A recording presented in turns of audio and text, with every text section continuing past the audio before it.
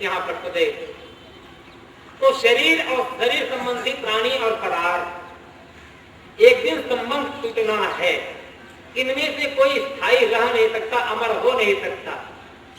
अमर है व्यक्ति की अपनी आत्मा, व्यक्ति की अपनी चेतना, अपना आपन। उसे आप कुछ भी कहें, राम कहें, रहीम कहें, खुदा कहें, गाड कहें, रूज कहें, तोल कहें, आपकी मर्जी। शब्दों में अटकना नहीं। शब्दों में हम अटक जाते हैं, गड़बड़ी यही हो जाती है। इसलिए कभी भी हठ ये न करें कि अमुक शब्द का ही प्रयोग होना चाहिए। किसी ने राम कह दिया, किसी ने रहीम कह दिया, किसी ने कुछ और कह दिया। हम कहते हैं ये राम कहने वाले ये हमारे नहीं, ये रहीम कहने वाले हमारे नहीं, ये खुदा कहने वाले, गाड कहने वाले हमारे नहीं। तथ्य तो एक ही है। किसी वस्तु के अनेक नाम हो जाने से तथ्य में अंतर थोड़े पड़ जाता है। तथ्य तो ये वही एक है। तथ्य को देखें कि जिसके लिए इंगित किया जा रहा है वो वस्तु क्या है। मैं अपने मूल स्थान पर आता हूं। चाहे कहते हैं कहो अमर काकू लागा, ऐ अमरनाथी चेतन जी, तुम कहां लग रहे हो? क्या तुम्हें अपने आपा का बोध है? अपनी वास्तविकता का पता है? यदि वास्तविकता का पता होता तो थोड़ी थोड़ी वस्तुओं के लिए झूठ न बोलते, गलत काम न करते, कहीं आसक्त न होते। वास्तविकता का पता नहीं होता है, आदमी होश में नहीं रहता है, इसीलिए तो बेईमानी करता है। आदमी के तो ऐसा है कि दूसरे को तकलीफ हो, भले हो, मुझे सुविधा मिलनी चाहिए, दूसरे की हानि होती हो तो हो, मेरा लाभ हो। दूसरे को दुख मिलता हो तो मिले, मुझे सुख मिले। दूसरों को सुविधा मिलती हो तो मिले, ना आया हुआ हो। ये जो सुख किसी की आंखों में आंसू ला करके आया है, वह सुख अंत में दुख में ही बदलेगा। ये प्रयास करें कि हम किसी का भला कर सके या न कर सके, कम से कम हम किसी का बुरा तो न करें। अभी हम सहारनपुर में आ रहे थे 2-4 दिन पहले, हमारी गाड़ी के पीछे एक गाड़ी के सामने एक जा रहा था ट्रक पीछे तो कुछ न कुछ लिखा रहता है। उस ट्रक के पीछे एक दोहा लिखा था, दोहा कहिए, शेर कहिए, कुछ भी कहिए। मुझे देखा, मुझे बहुत बढ़िया लगा। लिखा था, मुझे गम नहीं कि मेरा भला ना हो, पर मेरी तमन्ना है कि मुझसे किसी का बुरा ना हो। ये 2 पंक्ति हम याद कर लें कि मुझे गम नहीं कि मेरा भला ना हो, पर मेरी तमन्ना है मुझसे किसी का बुरा ना हो। कोई किसी का बुरा ना करे, कोई किसी को चोट न पहुंचाए, कोई किसी को दुख न दे, तो संसार ही स्वर्ग बन जाएगा। फिर मरने के बाद स्वर्ग की कल्पना नहीं करनी पड़ेगी। दुख यह है, हम संसार को बनाए हैं नरक और मरने के बाद कामना करते हैं स्वर्ग की। भगवान की भक्ति बहुत है, धर्म की चर्चा बहुत है। ये तो हिंदुस्तान है, यहाँ गली गली में भगवान है, गली गली में धर्म की चर्चा है और सब के सब धार्मिक हैं। लेकिन दुनिया में जीना कैसे चाहिए ये मालूम नहीं है। हम बहुत बड़े धार्मिक, बड़े पुजारी हैं, थूकने की भी अकल हमें नहीं है, सड़क में थूक रहे हैं। चट्टी करने की भी अकल नहीं, कहाँ चट्टी करना चाहिए, सड़क किनारे चट्टी कर रहे हैं। पेशाब करने की भी अकल नहीं है। भगवान के भगत है, ये भक्ति काम नहीं जाएगी। जिस आदमी को थूकने की भी अकल नहीं है, वो भगवान की भक्ति क्या करेगा? पान खा लिए,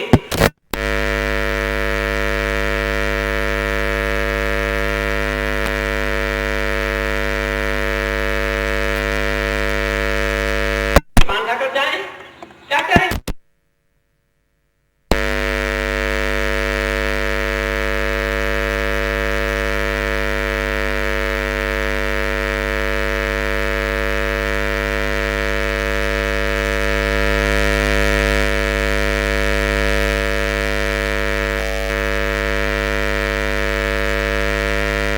पवित्र और मरने के बाद कामना करते हैं स्वर्ग के धोखे में मत रहिए।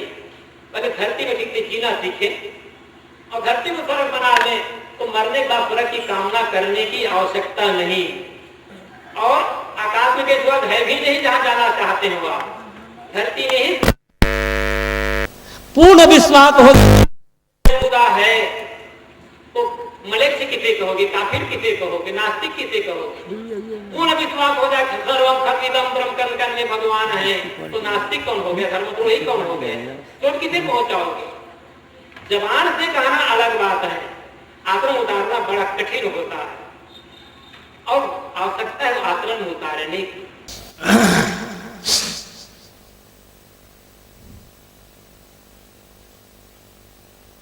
पूजनीय संत समाज, सज्जनों और देवियों,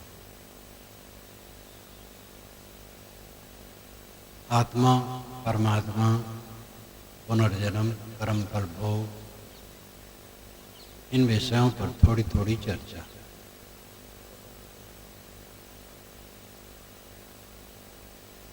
आत्मा कहने वाला आत्मा है,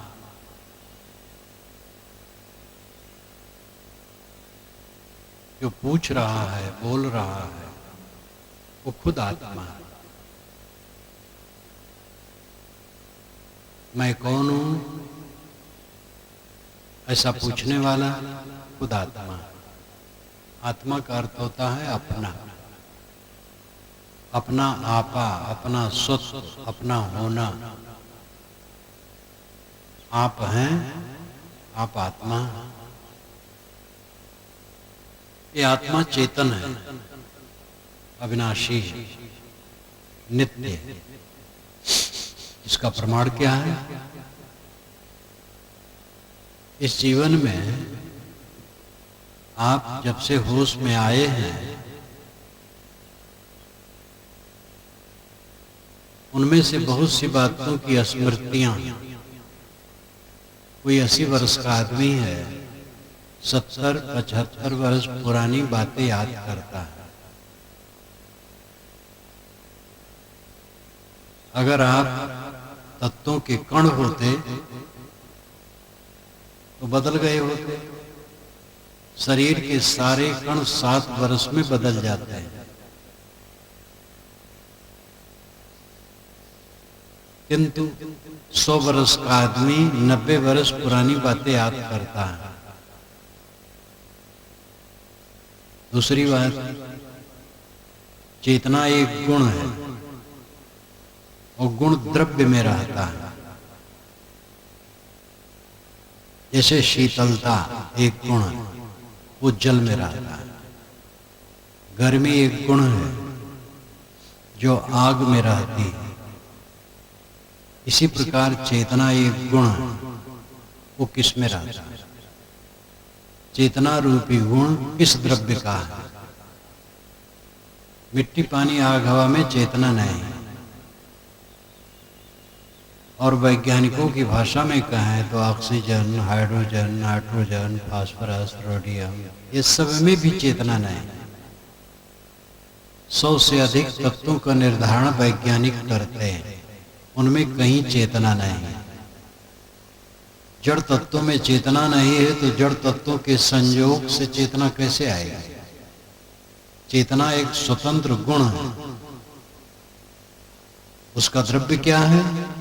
जीव, जिसको हम आत्मा कहते हैं। भौतिक पदार्थों से चेतन जीव एकदम विलक्षण है। विलक्षण होने से स्वतंत्र है। स्वतंत्र है, वो अनादि है और नित्य है।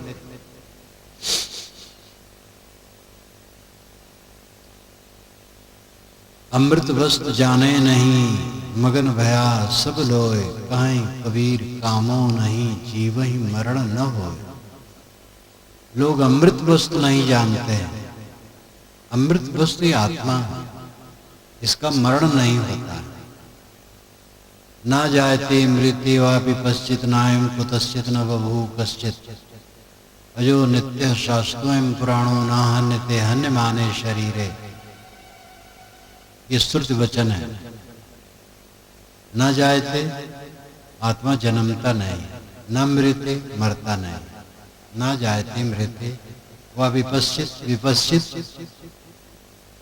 ज्ञानवान चेतन आत्मा, जन्मता मरता नहीं। नायम कुतश्चित न बभू कश्चित, कुतश्चित कश्चित से न बभूव, कोई किसी से पैदा नहीं होता है। एक आत्मा दूसरी आत्मा से पैदा नहीं होता है, या आत्मा किसी परमात्मा से नहीं पैदा होता है। नायम कुतश्चित न बभूव कश्चित, कश्चित कोई, कुतश्चित किसी से, न बभूव नहीं पैदा होता है।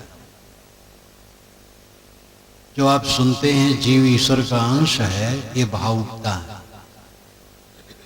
गोस्वामी जी ने कहा ईश्वर अंश जीव अविनाशी। जब अंश है तो अविनाशी कैसे होगा, और अविनाशी है तो अंश कैसे होगा? दुनिया में एक उदाहरण नहीं है जो अंश हो और अविनाशी हो। अंश होगा और टुकड़ा होगा, टूटा होगा, अविनाशी कैसे होगा?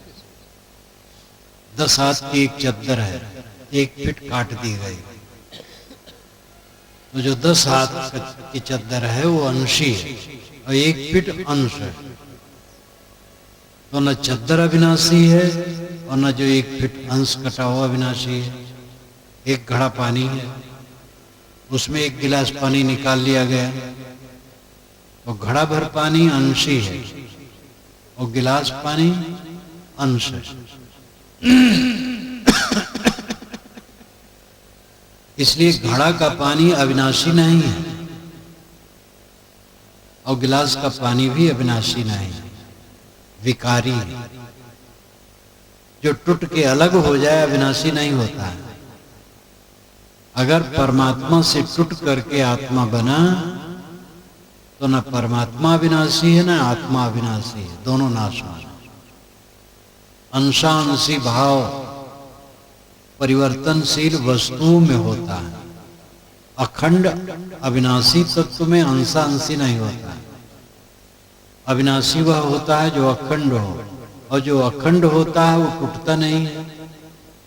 अंश कैसे होगा?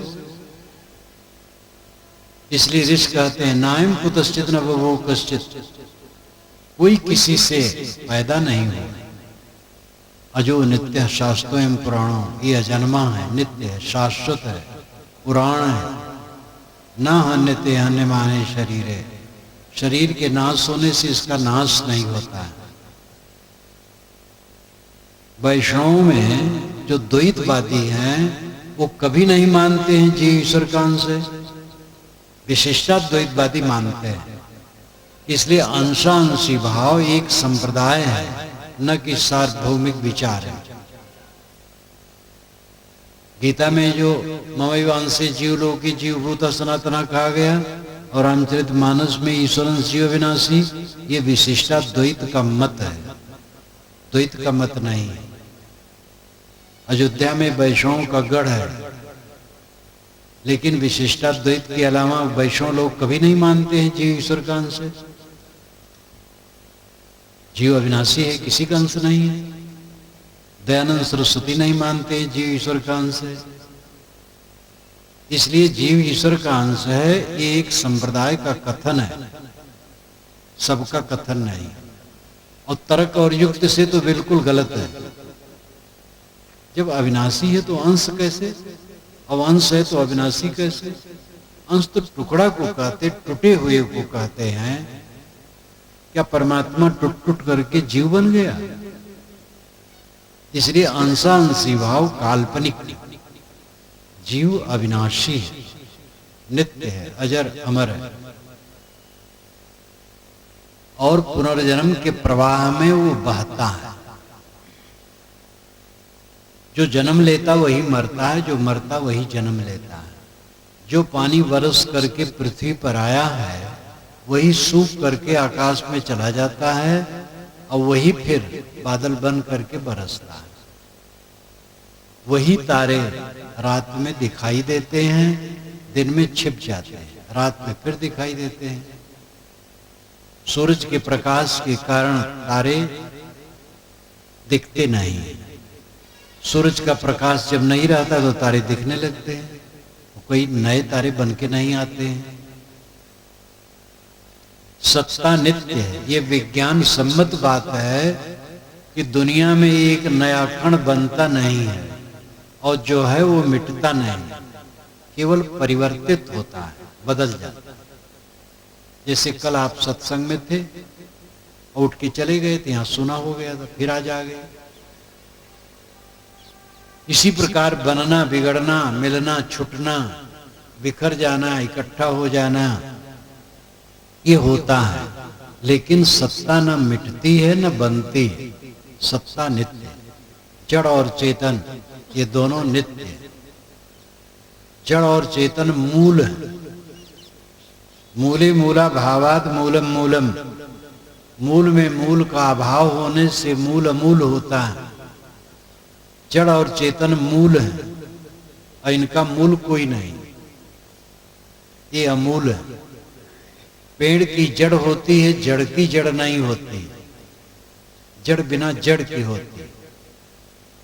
जड़ और चेतन दोनों जगत के मूल हैं और जड़ चेतन का मूल कोई नहीं। जड़ चेतन स्वयं है, अनादि है, स्वयंभू है। यह चेतन कर्म संस्कार बस देह धरता और छोड़ता है। वेदों में पुनर्जन्म के संकेत हैं, विवरण नहीं है। कुरान शरीफ में भी पुनर्जन्म के संकेत हैं। कुरान शरीफ में लिखा है कि ईश्वर जिन पर नाराज हुआ उनमें से कुछ को बंदर और कुछ को सूअर बना दिया।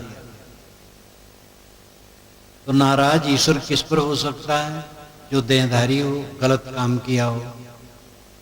देह धरे बिना कोई गलत सही काम नहीं कर सकता है। तो देह धरा हो कोई और गलत किया हो तो उसको सूअर बंदर बना दिया, तो पुनर्जन्म तो सिद्ध हो गया। आदमी ने गलती की तो उसको सूअर बना दिया और बंदर बना दिया। हम चु सब जा बारहा रोईदम हफ्त शब्द हफ्तात कालिद हम, ये रूमी साहब ने कहा। रूमी साहब ईरान के एक बहुत बड़े संत थे और विद्वान थे, दोनों थे। उन्होंने कहा है कि हम 770 बार शरीर धारण करके घास फूस की तरह उग चुके हैं। हम चु सब्जा बारहा रोईदम, सब्जा घास फूस, रोहित पैदा होना, जिसको संस्कृत में रोहित कहते, उठना, उगना। रोहित रोहित एक ही बात है। घास फूस की तरह उगे। हफ्त सद हफ्ताद, हफ्त नाम 7, सद नाम 100, हफ्ताद नाम 70, 770 बार हम जन्म ले चुके। ये फारसी भाषा की कविता है। हफ्त दो हफ्ताद भी पाठांतर है। हफ्त दो हफ्ताद का अर्थ होता है 84। हफ्त 7, 2, 2, 7 दूना 14 और हफ्ताद 70, 70 और 14 84। 84 चक्कर में हम भटक भटक करके घास फूस की तरह उग चुके हैं। ये रूमी साहब कहते हैं। हदीस में मुसलमानों के जो हदीस ग्रंथ हैं, हदीस बहुत है, तो हदीस ग्रंथों में भी ऐसी चर्चा आई है। एक धनी आदमी था और उसके दरवाजे पर एक असमर्थ व्यक्ति पड़ा था, तो उसको भोजन नहीं देता था, बड़ा कठोर था। घर भोजन का खुरचन, बटलुई का खुरचन, सड़ा गला, चला जुला नौकरानी ला करके उसके सामने डाल दे, वही वो खा ले। दोनों मरे, वो सेठ मरा और अपाहिज भी मरा। तो अपाहिज स्वर्ग में गया और सेठ नरक में गया। और स्वर्ग नरक का आमने सामने दर्शन होता है। तो अपाहिज तो दिव्य शरीर धारण करके खुदा की गोद में बैठा है और जो सेठ है वो नरक की आग में जल रहा है। तो सेठ कहता, भाई तुम अपनी शीतलता मुझे भी कुछ दे दो, मैं बहुत जल रहा हूं। तो खुदा ने कहा, तुम्हारे सुख का समय खत्म हो गया, तुम इसको भिक्षा तक नहीं देते थे और अब रो रहे हो। तब उसने कहा कि दुनिया में जाने वालों, हमारे परिवार वालों को बताना कि मैं जल रहा हूं, ऐसा काम कोई न करे। तो सत्योपदेश देने के लिए काल्पनिक कहानी है।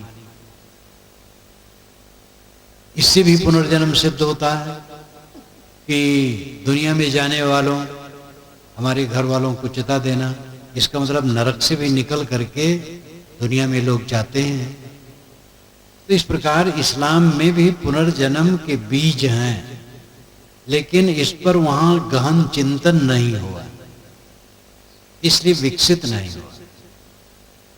आर्य परंपरा में, ब्राह्मण श्रवण सिद्धनाथ संत परंपरा में इसका विकास हुआ और पुनर्जन्म सिद्धांत पर काफी साफ भारतीय परंपरा में निर्णय हुआ। पुनर्जन्म को माने बिना सचैतन्य सृष्टि का समाधान नहीं हो सकता है। एक आदमी जन्म से ही रोगी है और एक आदमी जन्म से निरोगी है। अगर पुनर्जन्म नहीं है तो किस पाप पुण्य का फल दोनों को मिला? एक जन्म से ही रोगी है, क्यों? कौन सा पाप किया था? क्योंकि दुनिया में वो जन्मा नहीं, अभी पहली बार जन्मा है। एक आदमी, एक जीव झोपड़ी में जन्मा दिया गया और एक महल में, अरबों की संपत्ति है महल में और झोपड़ी में खाने का ठिकाना नहीं है। ऐसा ईश्वर क्यों किया? इस पर व्यंग है। न्याय न कीन कीन ठकुराई, बिन कीन्हे लिख दीन बुराई। जो पुनर्जन्म नहीं मानते हैं वो कहते हैं ईश्वर ने ऐसे ही सबको जन्मा दिया, वो परीक्षा ले रहा है। अरे भाई, पहले पढ़ाओ तब परीक्षा लो। जब पढ़ाए ही नहीं तो परीक्षा लेने के अधिकारी आप कैसे हैं? आज तक आपने दे ही नहीं दिया, पहली बार दे रहे हैं, तो आपका क्या अधिकार है किसी को आप रोगी बना दे, कोढ़ी बना दे, दरिद्र बना दे? तो पुनर्जन्म माने बिना इसका समाधान कोई कर ही नहीं सकता है। पुनर्जन्म सिद्धांत से बात साफ है। कोई कोढ़ी है, अपने पहले जन्म का कर्म है उसका। कोई दरिद्र है, अपने कर्मों का फल है। धनी है, अपने कर्मों का फल है। तो दुनिया में जो उपलब्धियां अनुपलब्धियां हैं, अपने कर्मों का फल है। ये मानने पर समाधान हो जाता है।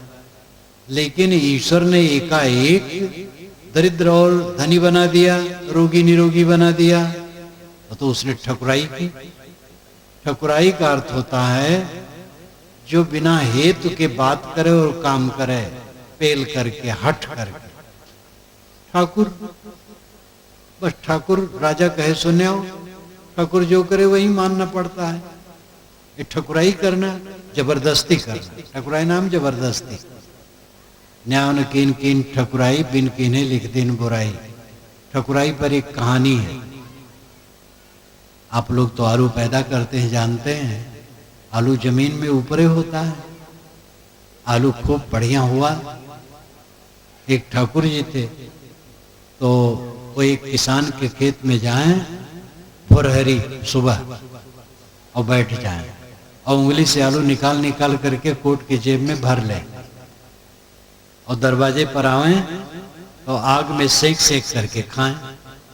उनके जीभ में लग गया था आलू।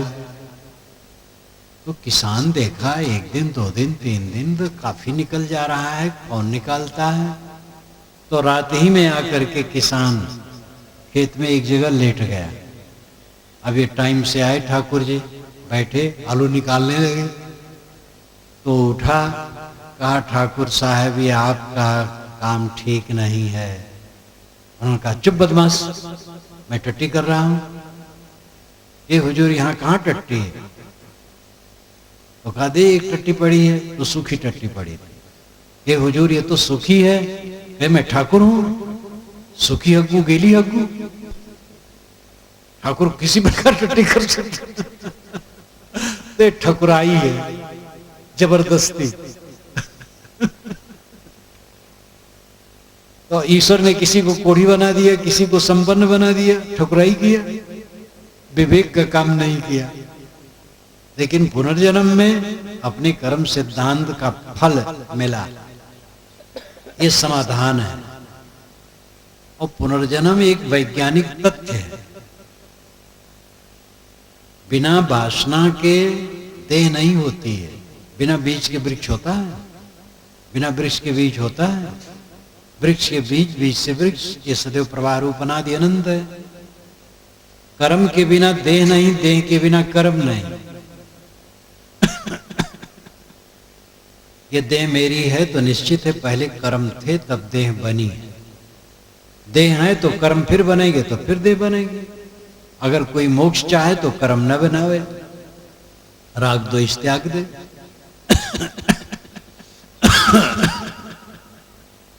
राग द्वेष से कर्म बंधन बनते हैं, राग द्वेष त्याग देने से कर्म बंधन नहीं बनते। तो राग द्वेष का त्याग करना मोक्ष का साधन है। और राग द्वेष में जब तक पड़ा है जीव तब तक कर्म बंधन में पड़ा है और पुनर्जन्म चक्कर में घूमता है।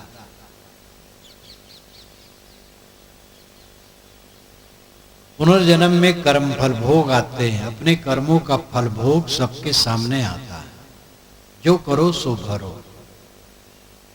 पाप पुण्य दो कर्म होते हैं, ये सब जानते हैं।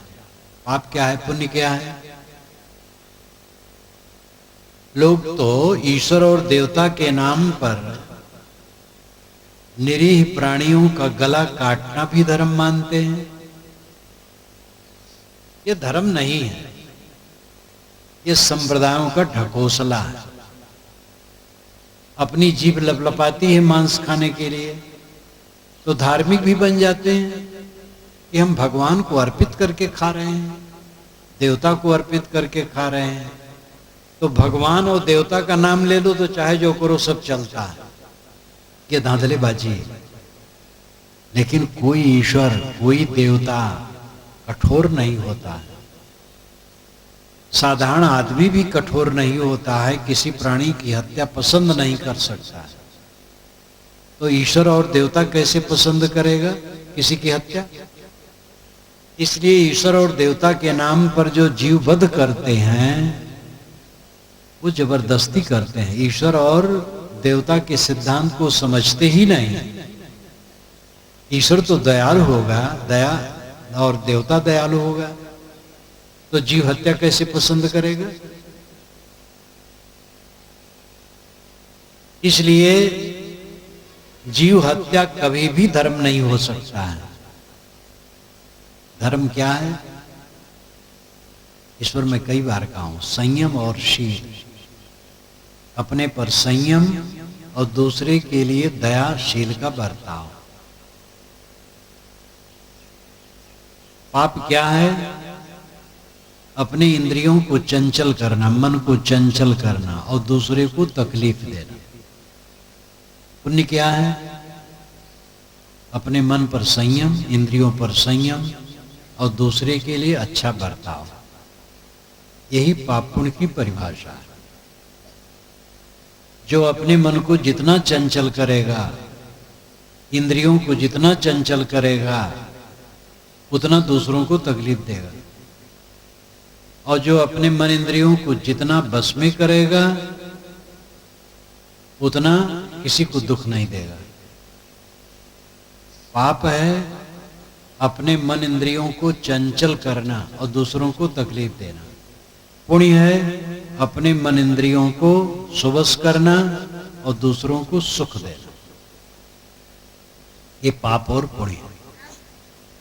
ये पाप पुण्य कर्म करने के लिए प्रेरणा कहां से मिलती है? लोग कहते हैं ईश्वर सब करवाता है। ईश्वर की इच्छा के बिना कुछ नहीं होता। ईश्वर सूत्रधार है, हम लोग कठपुतली। ईश्वर की इच्छा के बिना तृण भी नहीं हिलता है। ये सब बहुत ठोस ठोस वचनों में पंडित महात्मा सब कहते हैं, लेकिन जोश में कहते हैं, होश में नहीं कहते। अगर ईश्वर की इच्छा के बिना तृण नहीं हिलता है तो उपासना गृह में लोग बैठे उपासना कर रहे हैं, नमाज पढ़ रहे हैं, पूजा कर रहे हैं, आतंकवादी आते हैं, भून करके चले जाते हैं। तो ईश्वर ने भुनवाया होगा उनको। अभी गत वर्ष में बंबई में रेलवे में विस्फोट हुआ कई जगह एक साथ, तो ईश्वर ने करवाया होगा। कई नेता अरबों अरबों रुपए का गबन करते हैं, ईश्वर करवाता होगा। ये घूस जो लेते हैं, ईश्वर घूस दिलवाता है, कमीशन भी खाता है, क्योंकि घूस लेते हैं दान थोड़ा भगवान के नाम पर कर देते हैं, तो कमीशन ईश्वर खाता रहता है और ये सब करवाता रहता है। हत्या भी करवाता है, चोरी व्यभिचार करवाता है। कितनी बालिकाओं को, थोड़ी थोड़ी उम्र की, अखबार पढ़ने वाले ज्यादा जानते हैं, गुंडे कितना सता करके दुर्व्यवहार करते हैं, ईश्वर करवाता होगा। क्योंकि ईश्वर की इच्छा के बिना तृण नहीं हिलता है, तो किसी की लड़की को कोई उठा करके ले कैसे जा सकता बिना ईश्वर की इच्छा के? क्या इस पर कभी आप लोग सोचते हैं? बस कहते जाते हैं। वही जो मैंने एक दिन कहानी कही थी, सोढ़रमल मर गया, सोढ़रमल मर गया, सब रोने लगे। नए नए लोग आए होंगे, फिर से दोहरा दो। एक संत राजसभा में पहुंचे तो सभी सभासद रो रहे थे। उन्होंने कहा, आप लोग क्यों रोते हैं? कहे, सोढ़रमल मर गया। कहे, कौन है? कहे, तो जानता नहीं हूं, राजा रो रहा था तो हम लोग पूछे तो बताया सोढ़रमल मर गया, तो हम लोग भी रो रहे हैं। तो संत राजा से पूछे, राजा ने कहा, रानी ने मुझे बताया कि सोढ़रमल मर गया और रो रही थी, तो मैं भी रोने लगा। मैं जानता नहीं सोढ़रमल कौन है। तो रानी से पूछा गया, रानी ने कहा, धोबिन कपड़ा धो करके देने आई थी और रो रही थी। मैंने कहा, क्यों रोती हूँ? कहे, सोढ़रमल मर गया। तो मैं भी रोने लगी, मैं नहीं जानती सोढ़रमल कौन है। तो धोबिन बुलाई गई। धोबिन ने कहा, मेरे कोई बाल बच्चे नहीं है, एक गधा था, उसी का नाम मैंने सोढ़रमल रखा था, तो मर गया इसलिए मैं रो रही थी। सब रो रहे हैं सोढ़रमल मर गया, और पता नहीं सोढ़रमल कौन है। सब एक दूसरे की सुनी सुनाई बात। भगवान की इच्छा बिना तृण भी नहीं हिलता। मालूम हो तो बहुत बड़े भगत हैं, भगत नहीं है, भोले भाले, गतानुगतिका, पूंछ पकड़ के चल रहे हैं, कोई कह रहे हैं, सोच विचार कुछ भी नहीं। हमसे जो कुछ करवाता है भगवान करवाता है। तमाकू भी आपसे खिलवाता होगा। आप तमाकू निकालते, गादी में रखते हैं, रगड़ते हैं और थाप लगाते हैं, दूसरे के भी नाक में गंदगी ले जाते हैं और मुंह में डालते हैं। भगवान की इच्छा होगी तभी तमाकू। ये शराब जो पीते हैं और नाली में गिरते, भगवान की इच्छा है, इसलिए क्या किया जाए? जज से कहना चाहिए चोर को कि भगवान ने हमसे चोरी करवाई, महाराज हमें दंड आप क्यों दे रहे हैं? ये बिल्कुल गलत बात है कि भगवान सबसे सब कुछ करवाता है। आप अपने कर्मों के स्वतंत्र अधिकारी हैं और जिम्मेदार हैं। आप जो सोचते हैं, बोलते हैं और करते हैं, पूरा पूरा आप जिम्मेदार हैं। न कोई भगवान जिम्मेदार है, न कोई शैतान जिम्मेदार है।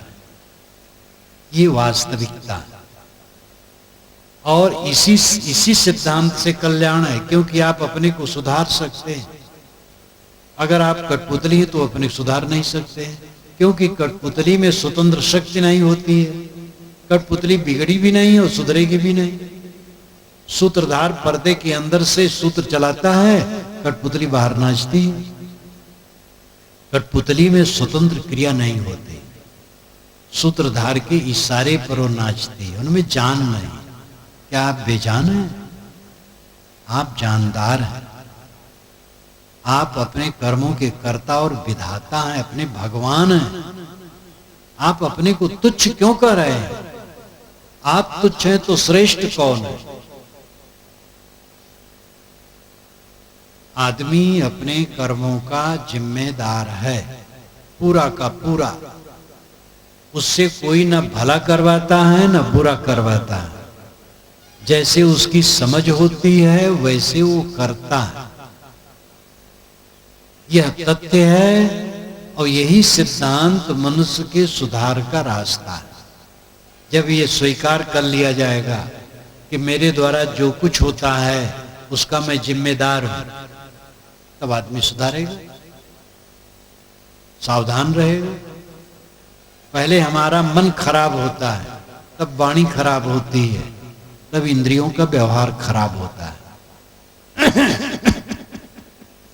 चोरी करने, व्यभिचार करने, हत्या करने, किसी भी कुकर्म करने के लिए पहले विचार होता है, सोच, और बहुत दिन तक चलता है। अगर रोका न गया तो फिर वो वाणी में आता है अथवा कर्मों में आता है। ये अपनी प्रक्रिया है, हमारी जिम्मेदारी है। हम अपने विचारों को शुद्ध रखें, वाणी को संयम में रखें, इंद्रियों को वश में रखें। इसलिए ईश्वर की इच्छा के बिना तृण नहीं हिलता है, और जो कुछ हम करते हैं ईश्वर करवाता, ऊपर वाला करवाता है, ये बात उचित नहीं है। जो आप करते हैं आप जिम्मेदार हैं। तकिया कलाम में मत पड़ें। तकिया कलाम, कलाम वाणी का तकिया लगाना। जब सोते हैं लोग तकिया लगा लेते हैं, बात करते करते कुछ लोग तकिया लगा। एक सज्जन मिले, कहे महाराज मतलब है मैं चला सत्संग में, मतलब है बस बिगड़ गई, मतलब है बहुत देरी हो गई बस बनने में। 1 मिनट में उन्होंने 10-12 बार मतलब कहा। मैं उनके मतलब से घबरा गया। मैंने कहा मतलब आपने बहुत कहा, बेमतलब की बात करो। तो मतलब तकिया कलाम, हर बात में मतलब। कितने लोग कहते जौन है तौन, कितने लोग कहते जौन है की, कितने लोग कहते आप समझे समझे समझे, हरदम समझे समझे। ये सब तकिया कलाम। ऐसे कितने लोग कहते सब ऊपर वाला करता, ऊपर वाला करता, भीतर वाला नहीं करता, ऊपर वाला करता। ऊपर वाला करने तकिया कलाम। एक तकिया कलाम का मैं कहानी सुनाऊं। एक सज्जन थे, उनकी लड़की देखने लोग आए विवाह के लिए। ये लड़का देख आए थे। अब लड़का वाला लड़की देखने आया तो अपनी लड़की की प्रशंसा करने लगे वो सज्जन कि हमारी लड़की ऐसी वैसी नहीं है तोहरे मुंह पर। हर बात पर वो कहते थे तोहरे मुंह पर। इन्हीं अपने को बहुत साफ समझते थे और कहते थे हम तुम्हारे मुंह पर कह रहे हैं, सच सच है, हमारी लड़की ऐसी वैसी नहीं तोहरे मुंह पर। वो 4 बजे उठ पड़ती तोहरे मुंह पर, और जूता चप्पल सब एक किनारे कर देती तोहरे मुंह पर, और झाड़ू लगा करके कूड़ा कचरा सब फेंक देती तोहरे मुंह पर। और लोगों ने कहा भैया ऐसी लड़की नहीं चाहिए। तो हर बात में तोहरे मुंह पर तकिया कलाम। जैसे राम जी की इच्छा से एक वैष्णव संत मुझसे मिलने आए कि महाराज आप तो आश्रम हमारा जानते हैं, 3 कमरे खाली थे। राम जी की इच्छा से उनके आश्रम में मैं कुछ रहा भी हूं, तो राम जी की इच्छा से महाराज मैंने उसको किराए पर दे दिया। राम जी की इच्छा से किराएदार किराया ही नहीं देता है। मैंने कहा बहुत अच्छा करता, जब राम जी की इच्छा से नहीं देता तो बुरा क्या करता है। तो हर बात में उनको कहना था राम जी की इच्छा से।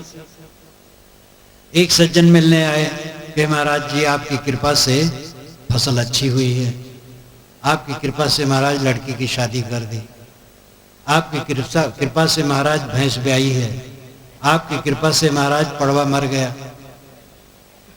तो उनसे कहा गया भाई मेरी कृपा से सब हुआ अच्छा हुआ, ये पड़वा मरना अच्छा नहीं।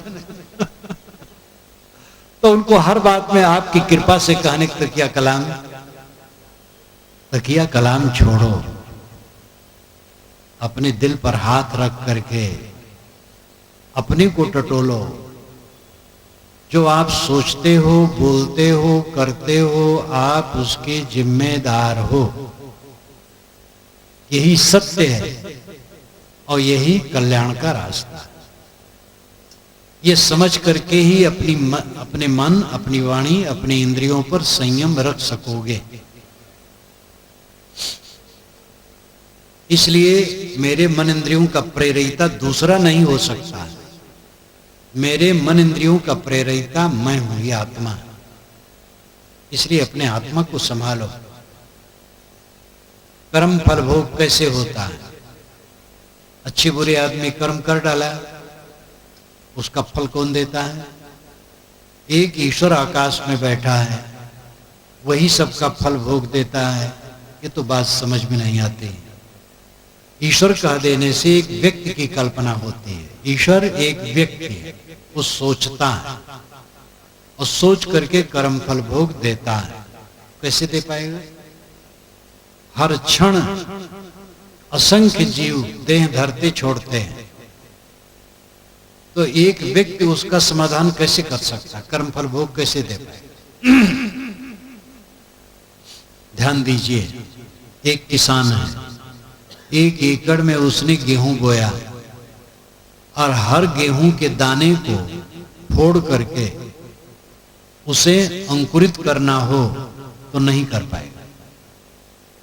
लेकिन मिट्टी, पानी, धूप, गर्मी, हवा, प्रकाश, ऋतु, सारी योग्यताओं के संपादित होने पर करोड़ों एकड़ के बीज एक साथ उग जाए। व्यक्ति का काम सीमित होता है, नियम का काम निस्सीम होता है। किसान एक एक बीज को फोड़ फोड़ के अंकुरित करे तो नहीं कर पाएगा, लेकिन नियम करोड़ों एकड़ के बीज एक साथ उग जाएंगे। ईश्वर व्यक्ति नहीं है, ईश्वर नियम है, ये ध्यान दीजिए। वेद में ऋत कहा गया है, ऋतस्य तंतुम विततम। ऋत के तंतु सर्वत्र परिपूर्ण, ऋत नाम नियम। नियम से फूल खिलते हैं, नियम से भूचाल आता है, नियम से वर्षा होती है, नियम से क्षारितों का परिवर्तन होता है। वो नियम स्वयंभू है, प्रकृति का अपना स्वयंभू नियम। नियम सर्वत्र व्याप्त है, ये नियम ईश्वर है। नियम से कर्म फल भोग होता है। खेत में वही बीज पड़े हैं जो आषाढ़ सावन में उगते हैं, और वही बीज पड़े हैं जो कुआर कार्तिक में उगते हैं। सब बीज पड़े हैं, लेकिन जो कुआर कार्तिक में उगने वाले बीज हैं वो चुपचाप पड़े रहेंगे, सावन भादों में उगेंगे नहीं। जब कुआर कार्तिक आएगा, योग्यता पाएंगे, तब उगेंगे। उनमें चेतना नहीं है, स्वभाव है, नियम है। सारा संसार नियम में बद्ध है। पानी कौन बरसाता है? भगवान बरसाता है। तो ठीक से क्यों नहीं बरसाता है? कोई उत्तर नहीं। ऐसा बरसाता है कि गांव का गांव बह जाता है, और ऐसा वर्षण कर देता है कि सूखा पड़ करके हाय हाय होता है। उस चारा बिना, पानी बिना मरते हैं। पहले तो आदमी भी मरते थे, लेकिन अब प्रबंध सरकार का तगड़ा हो गया है। आदमी सूखा में मरने नहीं पाते, लेकिन जानवर तो गुजरात इत्यादि में कई बार मरते हैं। राजस्थान, गुजरात में चारा का प्रबंध उतना नहीं हो पाता है। ऐसा ईश्वर क्यों करता है? भूचाल कौन लाता है? ईश्वर लाता है। इतना निर्दयी ईश्वर भूचाल ला के सबको परेशान कर दे, मार डाले। हर जगह ईश्वर कह करके लोग समझते ही नहीं। प्रकृति का नियम है। अंदर में पानी की धाराएं हैं और आग भी है। ज्वालामुखी फूटता है कभी कभी, वो आग है अंदर।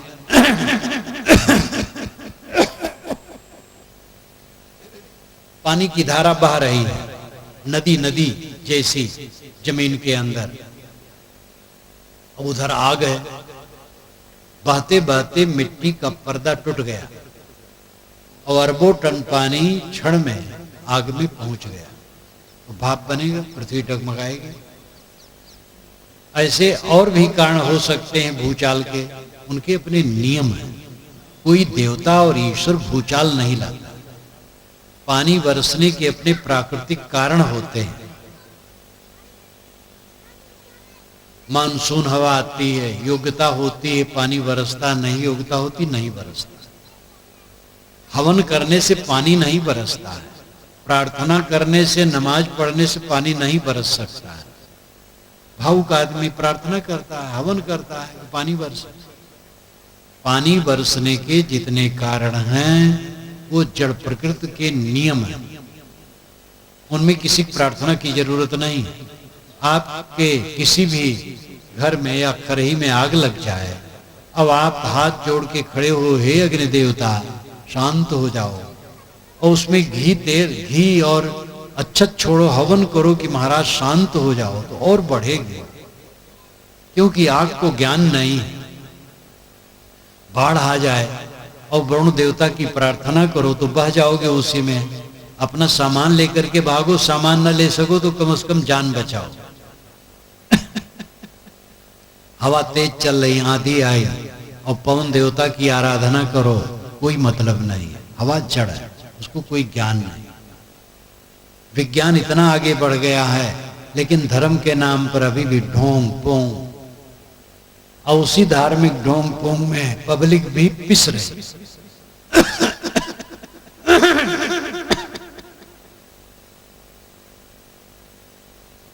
पानी बरसने के कारण, भूचाल आने के कारण, दिन रात होने के कारण, छह ऋतुओं के परिवर्तन होने के कारण सब प्राकृतिक नियम है। वे बेजान है, उनमें चेतना नहीं। अपनी योग्यता होगी, अपने आप होगा। आप भोजन करते हैं, पेट में जाता है, कौन पचाता है? प्रकृति का नियम है, आंत का नियम है, उससे पचता है। आप नियम को समझें, उचित भोजन डालें, सात्विक सुपाच संतुलित भोजन डालें, कड़ी भूख लगने पर डालें, बढ़िया पचेगा। भूख नहीं है डाल दिए तो नहीं पचेगा। गरिष्ठ चीज बहुत ज्यादा डाल दिए तो नहीं पचेगा। बेटाइम खा लिए तो नहीं पचेगा। प्रकृति के नियमों से भोजन पचता है। नियम सर्वत्र व्याप्त है, नियम ईश्वर है। नियम को पहचाने और नियम से चले। ईश्वर व्यक्ति है, ये धारणा भावुकता की। व्यक्ति क्षमा करता है, नियम क्षमा नहीं करता है, इसलिए लोगों ने नियम से हट करके व्यक्ति ईश्वर की कल्पना कर डाली। इस पर ध्यान दीजिए जरा। अगर किसी व्यक्ति को आपने गाली दी, वो करुणाशील है, क्षमा कर सकता है, लेकिन आपने आग में हाथ रखा तो उसमें क्षमा करने कोई शक्ति नहीं, वो जानदार नहीं। आपका हाथ जल जाएगा, पानी में रखेंगे ठंडा हो जाएगा। प्रकृति का नियम स्वाभाविक है। प्रकृति में क्षमा नहीं है, प्रकृति में पुरस्कार और तिरस्कार, दंड दोनों स्वाभाविक होता है प्रकृति से, उसमें क्षमा नहीं। आप भोजन कर लो, ज्यादा भोजन कर लो और भगवान का नाम लो, देखो पचता है कि नहीं? नहीं पचे। संतुलित खाओ, भगवान का नाम लेने की जरूरत नहीं, अपने आप पच जाएंगे। गलत काम करने से, भगवान का नाम लेने से कहीं शांति मिलती है? गलत काम न करो, शांति अपने आप रहेगी। वैसे नाम लेना बुरा नहीं है। कोई मंत्र, कोई नाम आप जपते हैं, अच्छा है। मन की पवित्रता के लिए, थोड़ा एकाग्रता के लिए जपें, अच्छा है। लेकिन पाप करके काटने के लिए जपें तो अपने को धोखा देना है। और किताबों में ऐसा लिखा है, 18 पुराण और महाभारत, इन 19 जिल्दों में से अगर छांटा जाए तो 40,000 श्लोक ऐसे निकलेंगे जो दिमाग खराब करा हुआ, अंधविश्वास और कर्म सिद्धांत को नष्ट करने वाले। गुरु पत्नी के साथ कोई दुराचार किया है, गो हत्या किया है, ब्रह्म हत्या किया है, लेकिन गायत्री जपे तो पाप कट जाए। सुबह जपने से रात भर का पाप कटता है और शाम को जपने से दिन भर का पाप कटता है। बस पाप थोड़ा जप ले और पाप किया करे, कटा करेगा। ये बिल्कुल गलत बात। गायत्री आप जपो, कोई रोकता नहीं, लेकिन गायत्री आपके पाप को काट नहीं पाएगी। गायत्री एक छंद है। गायत्री की इतनी महिमा कर दी गई कि हद कर डाला गया। जैसे हिंदी में अरिल, कवित, दोहा, चौपाई, सवैया छंदों के नाम हैं, वैसे वेदों के छंदों के नाम हैं गायत्री, बृहति, पंक्ति, जगति, उष्णिक इत्यादि। बहुत से छंद होते हैं। गायत्री एक छंद है जिसमें 24 अक्षर होते हैं। और ये प्रसिद्ध गायत्री तत्सवितुर्वरेण्यं भर्गो देवस्य धीमहि धियो यो न प्रचोदयात्, इसमें 23 अक्षर है। ये विश्वामित्र की रचना है। ऋग्वेद के तीसरे मंडल के 62वें सूक्त का 10वां मंत्र है। और इसमें 23 अक्षर होने से इसको निचृत गायत्री कहते हैं। अशुद्ध गायत्री, निचृत अशुद्ध गायत्री, यानी छांदिक दृष्टि से अशुद्ध है, लेकिन अर्थ की दृष्टि से शुद्ध है। गन्ना टेढ़ा होता है, रस टेढ़ा नहीं होता है। नदियां टेढ़ी होती हैं, पानी टेढ़ा नहीं होता है। तो छंद शुद्ध शुद्ध होने कोई मतलब नहीं, भाव बढ़िया। इस गायत्री मंत्र का भाव बढ़िया। तत्सवितुर्वरेण्यं भर्गो देवस्य धीमहि धियो यो न प्रचोदयात्। तत् नाम उस, सवितुर सविता सूरज, वह सूरज जो अभी उगा नहीं है, अनउगा सूरज को सविता कहते हैं। उदयात पूर्व भावी सविता, उदयास्तमय वर्ती सूर्य है। ये साणाचार्य ने भाष्य किया है। जो उदय के पहले सूरज है वो सविता है, और उदय से अस्त तक जो है वो सूरज है। तो जो सूरज अभी उगा नहीं है उसकी प्रार्थना है।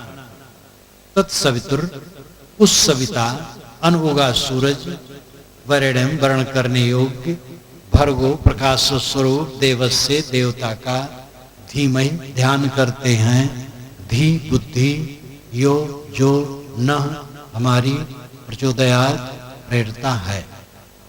हम उस सविता का ध्यान करते हैं जो प्रकाश स्वरूप है और हमारी बुद्धि को प्रेरता है।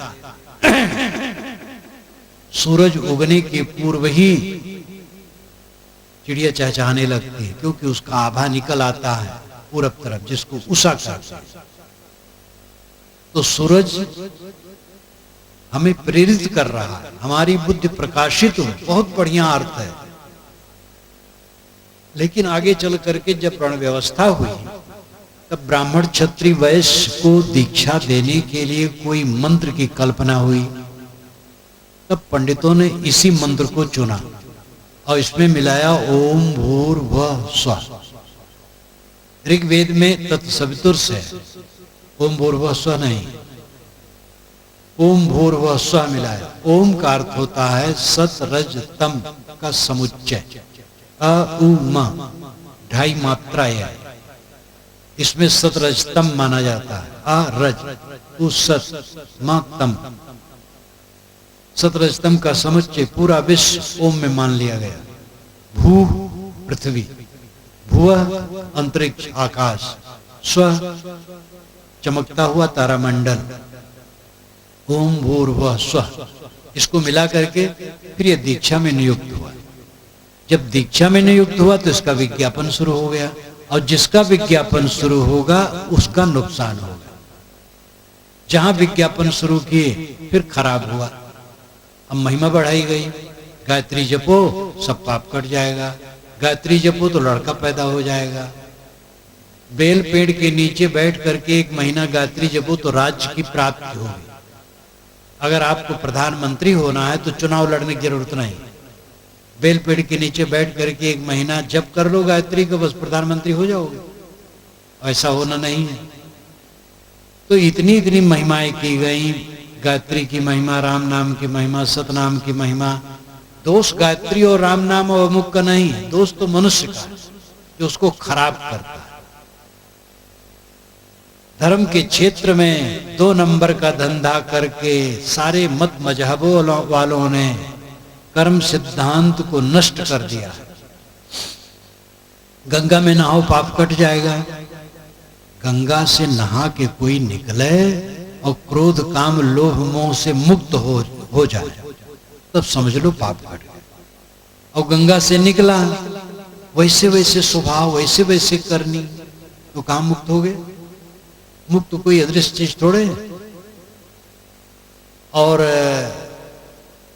इस प्रकार इतनी महिमाएं की गई जिससे कर्म सिद्धांत नष्ट हो गए। ये महिमाएं गलत हैं। आचरण भ्रष्टता का ये रास्ता खोलती ही महिमाएं, विचार विवेक खत्म कर देती हैं। लोगों ने ऐसा भगवान बना करके रखा है जिसको हम घूस दे दें और क्षमा कर। एक आदमी चोरी किया, लाखों का माल लाया और 2-4 हजार रुपए का कपड़ा, मिठाई और नगद और फूल माला लेके मंदिर में गया और प्रार्थना करने लगा, रोने लगा, हे भगवान क्षमा करो। भगवान क्षमा कर दिया, क्योंकि मिठाई पा गया, कपड़ा पा गया, नकद पा गया, कमीशन मिल गया उसको, तो क्षमा कर दिया। घूस लेने देने के आप आदी हैं, तो भगवान को भी घूसखोर बना दिए। लेकिन ये बताओ, क्षमा कराने का कोई अच्छा तरीका है? चोरी करो इंसान के घर में और क्षमा मांगो भगवान के घर में? जिसके यहां चोरी किए हो उससे क्षमा मांगो। जाकर के कह दो कि भैया हमने चोरी की आपके घर में, माल लौटाए देता हूं, क्षमा करें। वो तो खुश हो जाएगा, आपको हृदय से लगा लेगा। ऐसा चोर करे तो। लेकिन चोर ऐसा करे तो चोरी क्यों करे? वो तो चोरी कर लाना और भगवान को लड्डू थमा देना है, बस कटवा लेना है पाप। वो कटे बटेगा नहीं। 1000 भगवान मिलकर के आपके पाप को काट नहीं सकते। पाप कर्म छोड़ना पड़ेगा, तब उद्धार है। कोई ईश्वर की शक्ति नहीं है जो आपके पाप को काट दे। ईश्वर कोई व्यक्ति नहीं है, ईश्वर कोई भावुक नहीं है, वो लोभी मोही कामी क्रोधी नहीं है कि आपसे लड्डू पा जाए और काम कर दे। ईश्वर नियम है, नियम में क्षमा नहीं होती है। इसलिए डरो, सावधान रहो, भोजन करो, भोजन करते सावधान। लालच में ज्यादा खाओगे तो 8-10 घंटे 15 घंटे परेशान रहोगे, पेट भी खराब होगा। 1000 भगवान पचा नहीं पाएंगे, गुरु बाबा भी नहीं पचा पाएंगे, गुरु का चरणोदक भी नहीं पचा पाएगा, गंगा जल भी पचा नहीं पाएगा।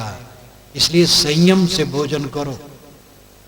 असली ईश्वर को लोग भुला दिए और काल्पनिक ईश्वर बना लिए और कुकर्म में लग गए, अंट संट काम में लग गए। इसलिए आचरण भ्रष्टता बढ़ गई। धर्म का हल्ला बहुत, अब आचरण का सुधार नहीं। असली ईश्वर नियम, नियम के अनुसार कर्म फल भोग होता है, जिसको अदृष्ट कहते हैं शास्त्रों में। अदृष्ट अपूर्व, प्रारब्ध, कर्म संस्कार। एक बरगद का दाना आकाश में उड़ा, तीसरे तल्ले के मकान के दराज में, दीवार के दराज में फंस गया। धूल गर्दा आया, मिट्टी भर गई।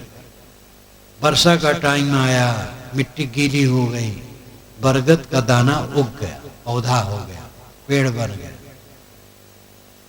वहां किसने बनाया? सब नियम से उगता है, नियम से होता है। समझने की चेष्टा करो। विज्ञान का युग है, आज तो हर बात विज्ञान से पढ़ाई जाती है, लेकिन आदमी भावनाओं का गुलाम है, वो विज्ञान को समझता नहीं। कर्म सिद्धांत पक्का है, कर्म का फल भोग होता है, उसका नियम है, प्राकृतिक नियम है, और फल होगा। इसलिए बुरे कर्म से बचो। बुरा कर्म करके कोई बच नहीं सकता है। लोगों ने महाराज श्री राम को परमात्मा माना, लेकिन बाली को उन्होंने छिप करके मारा। तो पंडितों ने क्षमा नहीं किया।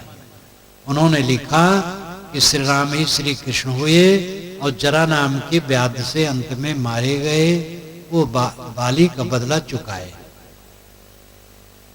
विष्णु भगवान ने नारद का मुंह बानर का बना दिया और मोहिनी नहीं लेने दी, तो विष्णु भगवान राम हुए और अपनी पत्नी के लिए रोए और बानर उनके सहायक हुए।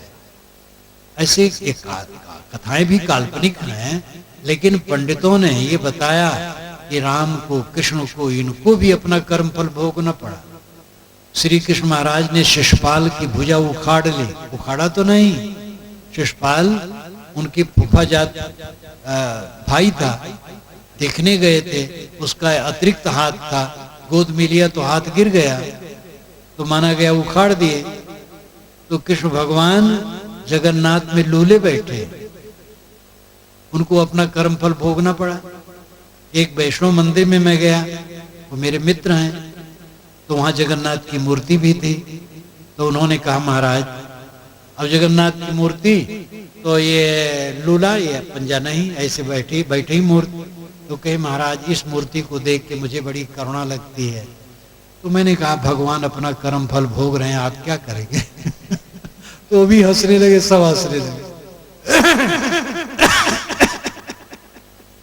कर्म का फल भोग सबको पक्का है, इसलिए कर्म सुधारो, डरो बुरे काम से, बुरे विचार मन में न आने दो, गलत वाणी न बोलो, गलत आचरण न करो।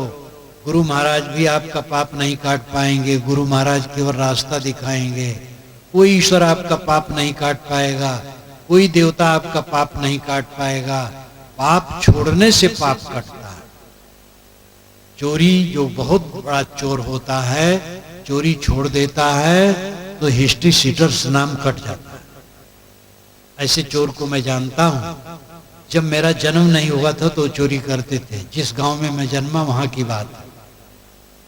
जब मैं बड़ा हुआ जानने लगा तो सुनने लगा कि ये चोरी करते थे, लेकिन उस समय चोरी नहीं करते। पुलिस उनके यहाँ आवे, कुछ कहे नहीं, ऐसे बैठे उठे चले। जानते थे चोरी नहीं करता है, थाने से नाम कट गया, सब उनको समझ गए कि चोरी नहीं करते।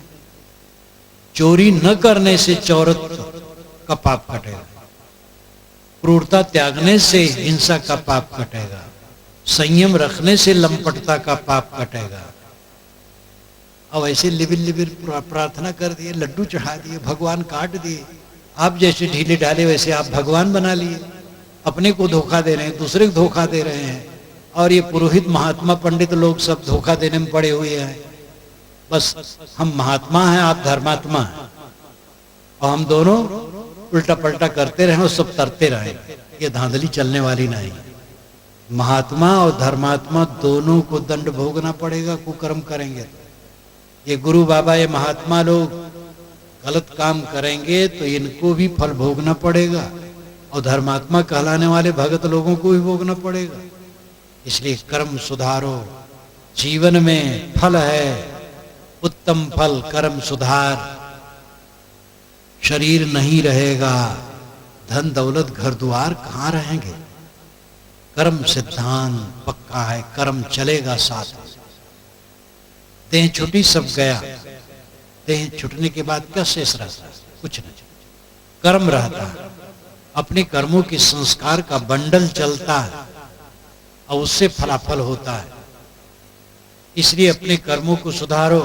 जो बड़ा मकान बनवाया, बड़ी जमीन खरीदी, बड़ी दुकान, फैक्ट्री, कारखाना लगाया, मंत्री हुआ, प्रधानमंत्री हुआ, बड़ा गुरु बाबा हुआ, जगत गुरु हुआ, मंडलेश्वर हुआ, ये सब कोई सफल नहीं।